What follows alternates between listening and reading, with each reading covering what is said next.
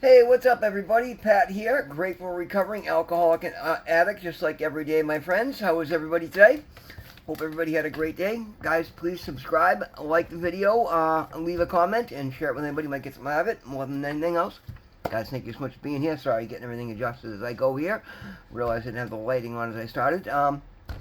Yeah, guys, what another absolutely beautiful day. Every time I start to think that maybe things will slow down, if I get a quiet day, I get 4 phone calls the next day. This whole faith walk, trust fall I'm doing with my higher power is just continuously surprising the hell out of me in such beautiful ways. And that's what we're going to talk about today, guys. At least in the beginning. I like this. I read as I talked about yesterday. I read the daily, the Narcotics Anonymous daily meditation, and today it was ongoing recovery is dependent upon our relationship with a loving God who cares for us and will do for us what we cannot do for ourselves. And the affirmation is, I trust in God to do what I can't. And guys, I love it. That sums it up so well for me. And it's not even so much that to do what I can't do for myself, but believing and having such faith, right? And it is, guys. It's so important. Or at least for me, it's been very important because what I've done is I've put so much. I'm leaning so deeply into my faith that I'm allowing good things to happen. Because when I take control of the reins, my limited beliefs, my limited thinking, my limited belief in myself, and it's getting a lot better. I'm getting healed very quickly. But I couldn't have gotten to the point that I'm at now with my self-imposed limitations, and I'm doing so many things in my life today to remove those. Whether it's working with my therapist, the hypnotherapy that I'm doing, taking the course at Harvard, which is so far out of my comfort zone, guys, you can't even imagine. And yeah, I smile because I'm so thrilled about it. But it makes me smile because it's so opposite from, like, I would never have gone after that myself. And I'm finding these things because I'm going, getting out of myself and taking advice from other people and getting out of my own way. And a big part of everything is, guys, because rather than knowing full well that I didn't necessarily know what was going to be good for me in early recovery, I've decided to put so much into the hands of God, my higher power.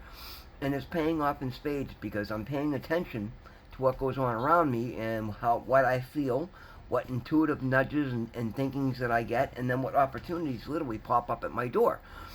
And it's already propelling me so much further than I would have given myself credit to get to, and I'm so incredibly encouraged by it, and I'm just going to keep doing it because it's working so incredibly well.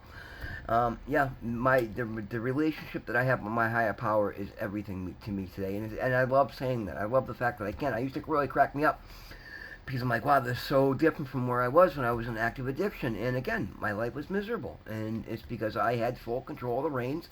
And I was making horrible decisions, and I was calling in horrible situations by my horrible decisions, even when I thought I was doing it, the best of my days, and it just wasn't. And I'm learning so much, and it's because I'm not afraid to admit that, guys. Vulnerability, being authentic, being honest, being willing to get help, being willing to look at your shadow and look at the negative aspects of yourself, and then want to change them. Guys, it's not necessarily easy. You really got to learn to put your ego in check, and I've done that, and I still struggle with it, guys. I still, want the, oh, look at me, look how good I'm doing, right? And I try to get away from that, and I try to share my success with other people, and it's beautiful, guys. But again, and it's also making me stand out in every room, right? And I got a couple of things we'll go over today. First of all, I told you guys a while back about what started this whole month of just miracles for me was winning the Jasper protection bracelet. It's a meditated upon blessed crystal bracelet that I won from another YouTube channel. Well, that showed up today. And it's funny, I was so happy to win that because it was the first thing I won. Ironically, when it showed up today, it came with this beautiful leather-bound notebook, which was actually another prize from that channel. And somehow, she left a note in there and said, I thought you might like this as well. So somebody obviously didn't claim the prize or didn't win it, but rather than putting it back up and giving it to somebody else, she decided to give it to me. And again, it's just a cute little leather notebook, but I was so happy when it opened up. I'm like, wow, that was really kind. That stood out enough that she wanted to bless me with a second gift. And that's what happens all the time, guys. And it's because I'm bringing good energy. As a matter of fact, I just came back from my OBAC clinic. I just got my first 100 milligram monthly injection of the Sublocade. And if you, those of you that haven't followed me, Sublocade is a non-narcotic opiate blocker that I've been taking as part of my treatment program. And if God forbid I were to slip up and have a bad day and have a weak moment and go take take heroin or fentanyl or really any Percocet, Vicodin, anything that's opioid derivative, I have a blocker in my system and it would give me no effect. I wouldn't get high off it. And that's been a huge thing, and the reason I bring it up, guys, is for those of you in early recovery, the mental ease that puts your mind at. Because once, for me, and I can only speak for myself. For myself, what it's done for me is it takes the thought right out of my head, and I like to think that God has, and regardless. But guys, I have no cravings, and it helps. It is supposed to help with cravings. I have no cravings, and I have no thoughts about, well, maybe I could just do, because I know that I have that blocker in my system. And I mean, I don't know if I'd be feeling just as strong without it. I suspect that I would, but again, there's no side effect other than when you get injected, it burns like a bastard. But I got no problem with that. I can handle the pain. And in certain spots, they do it in 4 different quadrants of your stomach, and the 2 upper ones, I have a lot less fat there, so they hurt and burn a lot more. Than the 2 lower parts, I got a little bit more, a little more belly fat there, and I barely even felt it. And this was my 5th injection. So I was back to the first spot. They do it in 4 different spots, so now I'm back to the first spot. And it went great. And it's now, they dropped me down to the 100 milligram per month now, because that's what's recommended by the doctors. And that way you come off of it at 11 or 12 months. And they say you can stay on it. Many people get on it and they just stay on it forever. And I don't want to do that. I don't want to be taking any medication. I don't need to. I could technically come off it now, but again, I don't want that to be a reservation and then me be this early in sobriety have a chance of me going out and using drugs. So I stay on it for now. I committed to doing it for a year, so I'm going to stay on it for the year. And I think it's a great decision. And when I talk about it with other people, they seem to agree. And I'm going to keep doing it for that reason. Next topic I was going to talk about, guys, is at my clinic. It's a multiple clinic for all sorts of opioid use disorder, heroin use, whatever. There's a lot of people in there, and they have other resources there as well. So there's a lot of the street people that come in, and it's pretty easy to tell, guys. Some of these people are really suffering, and I'll try and talk to a few of them here and there. Well, this couple came in. All right, so I'll give you I'm going to back up a little bit. I finished my work at about 3:30 this afternoon, and I was right there about a quarter mile up the street from my doctor's office.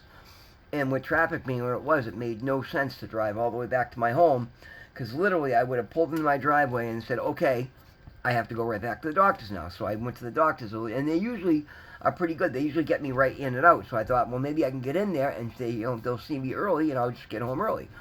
Well, of course, it didn't work out that way. So I ended up sitting in the doctor's office from about 3:45 till after 5:30. My appointment was 5:30, and usually I get there at 5 o'clock and they get me right in. Well, they were very busy today.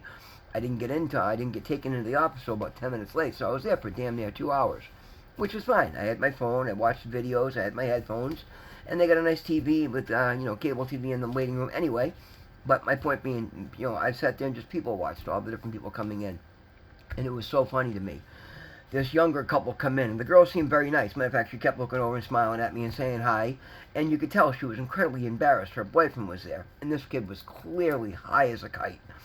And guys, when it's hilarious when especially when you're somebody that was a former active addict, you could see these things a mile away. And the kid's talking about, this week I have 90 days sober.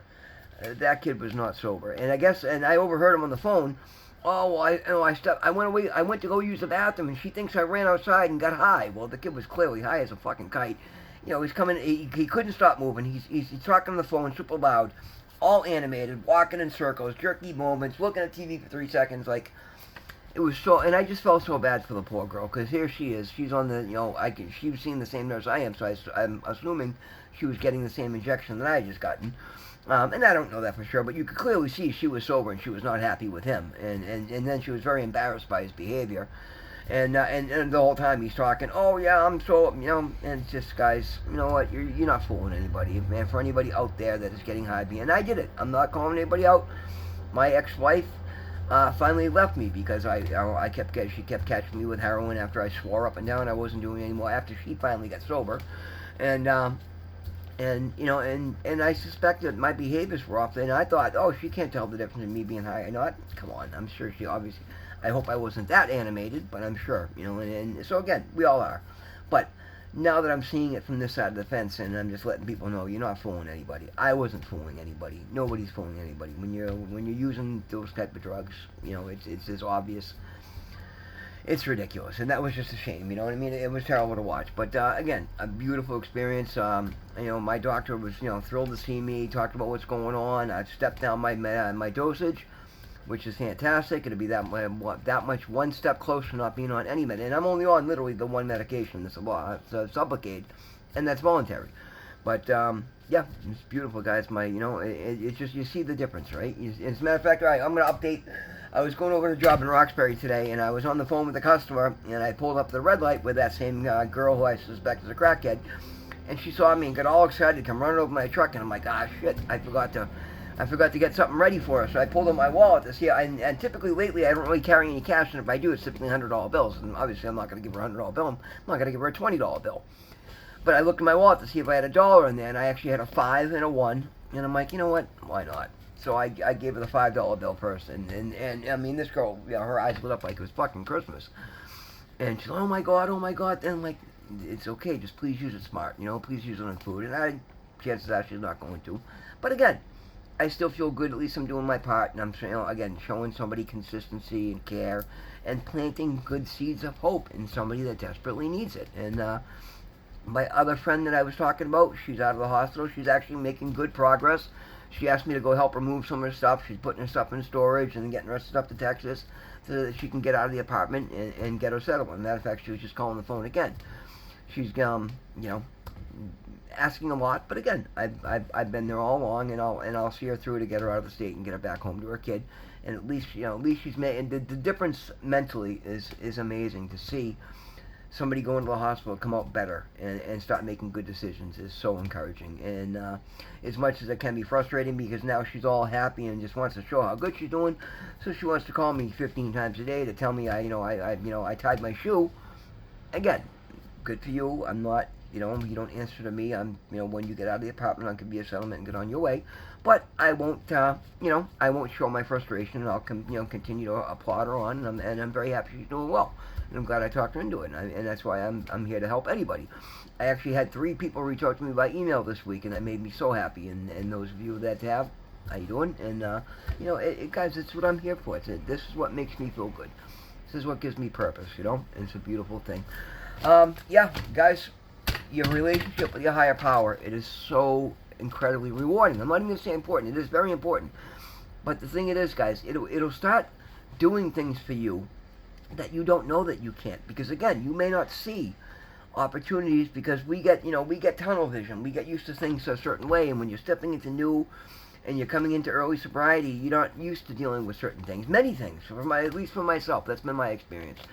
And guys, I would have so limited myself in what opportunities I might have looked for, but having a relationship with my higher power, challenging myself to be the best version of me, being outgoing, looking to help other people whenever I can and share my experience, and just it's making me engage with so many different situations that I wouldn't otherwise, and I'm having so many opportunities are coming from that because I'm putting out good energy and I'm engaging with my life, and I'm going out of my comfort zone at every point. And it's, guys, it is nothing shy of amazing.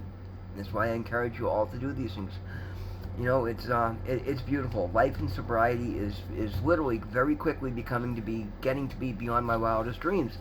And I didn't really know what my dreams were. But here's the thing. Now I get to figure that out because now I understand. My entire life I was limited by so much because I didn't have a relationship with my higher power. I didn't have any sense of self-worth. I wasn't taking care of all the things I needed to. And I'm literally all about doing everything by the book, and I see the value in that today. And I encourage everybody to do it because, guys, it opens up doors that you never knew were there. And that's literally what it is, guys. It's all these doors that I just had no idea because I never lived an honest day in my life prior to this, stint of sobriety that is now my lifestyle. And I'm so incredibly, incredibly grateful. That's why I pray as much as I do, and that's why I challenge myself to keep taking it forward as far as I can. And guys, it's absolutely amazing. I'm here to cheer all of you on. You can all do this. You all have so much power. You have so much power in your life, and guys, you've got to put yourself first. You can't allow anybody else to hold you back or keep you in a box, because you deserve better. You deserve every opportunity that you can go out and find for yourself.